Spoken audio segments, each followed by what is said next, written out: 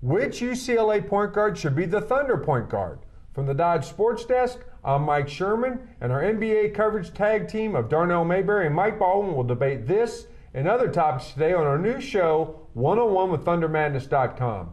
Darnell's our lead writer for the Thunder, Mike's our NBA writer and contributor to Oklahoma City's newest NBA fan website, ThunderMadness.com. Guys, let's talk point guard.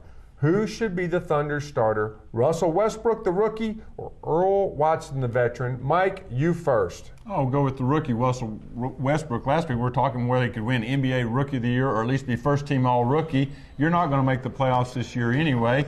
Get him out there, let him learn. And they're both going to be on the court at some time together. It's not like one guy's got to sit and watch the whole game, but go with the kid unless he's way behind after preseason.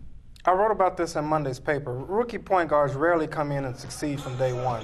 You only saw 5 in the last 10 years of the NBA average more than 12 points, and at least 12 points and 6 assists.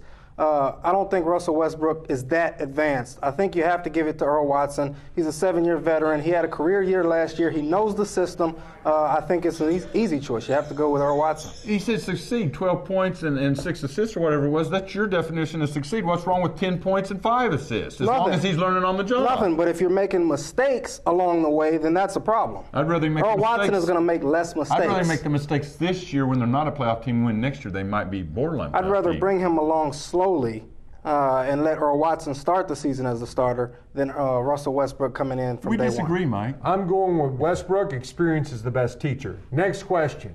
Preseason projection number 1, guys, and we're talking victory totals for the Thunder. I'm setting the number at 32. Higher or lower, Darnell? I'm going to go higher. Now, obviously, they haven't even played their first preseason game That's right. yet. This is the preseason So projection. we'll see if, injuries happen, how quickly they gel with the new pieces. But I'm going to go higher.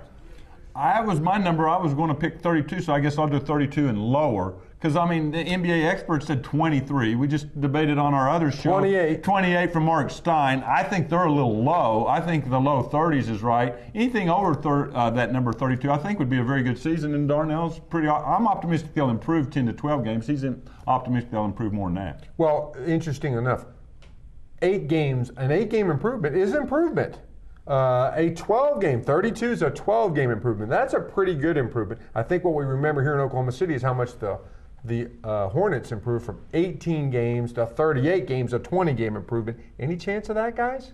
Outside chance if everything goes right, but that's best case scenario. Worst case scenario, you win 23-24. Best case scenario, you win about 38-40. It's going to be real hard for him to get up to 40 wins next year. Preseason projection number 2, scoring average for Kevin Durant. I'm setting the number at 24. Higher or lower, Mike? Just a shade lower. I think that's about the number he'll be at. Anything more than that, he's definitely in the All-Star game, and he's borderline first team All-NBA, which I don't think he's quite ready for that. We saw him at practice today, first practice of the season. He's still a little thin. He still needs a little muscle and a little more experience. No doubt he's one of the top 15 players in the league. He's getting there, but I think 24 is about as high as he'll go. Darnell? I'm going to say a little bit higher, maybe 24.3.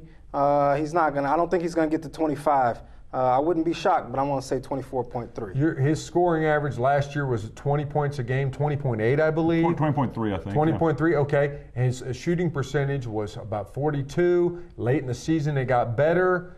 His range seems to be developing, and maybe a better team around him. Here's the thing. We focus so much on one number, too. The reason they did get a little better with Desmond and Joe, some of those guys get points, too, that they didn't really have last year. So you can't just focus. Let's say he averages 23 this year. You can't call it a disappointment because maybe his teammates around him scored and they won a lot more games. So sometimes people too much into home run totals, touchdown totals, scoring average. Let's see how many games they win before we judge his point total. 2 weeks ago, you did a package looking at year 2 of the great rookies, and that 4-point improvement, that's substantial, and that's really on track with the top-notch rookies. Yeah, and we said Green would probably have a bigger leap forward this year than him because he set the bar pretty high already, averaging 20 as a rookie. That's a pretty high number to start off with. Right. Okay, next question. What's better? The Thunder road uniform or the home uniform? We saw them yesterday, guys. Which are you picking? Darnell? It's not even close. The home uniform is better. It's much better. I like the color blue. It's just that Oklahoma City is too small on the road jerseys. It's sort of jumbled together. It's so long of a city that it's just too small. I mean, the font is, you're hearing complaints about the font. The white is crisp. I like the look, and I like the way the colors blend in with that white better than the blue one. The blue, the road. Most road uniforms look a little bit. Everybody's got white at home. Blue distinguishes you. That's Carolina blue, UCLA blue. That's this color of blue. That's what you think of. You think of the crimson red Sooners, the orange for the Cowboys. I mean, that's what you think of. You don't think of white for anybody. You think of blue. Blue. Well, you know what else, too? The blue reminds me of a couple things. The Knicks, really reminiscent of the Knicks, and you like blue for the Royals. Okay, last question.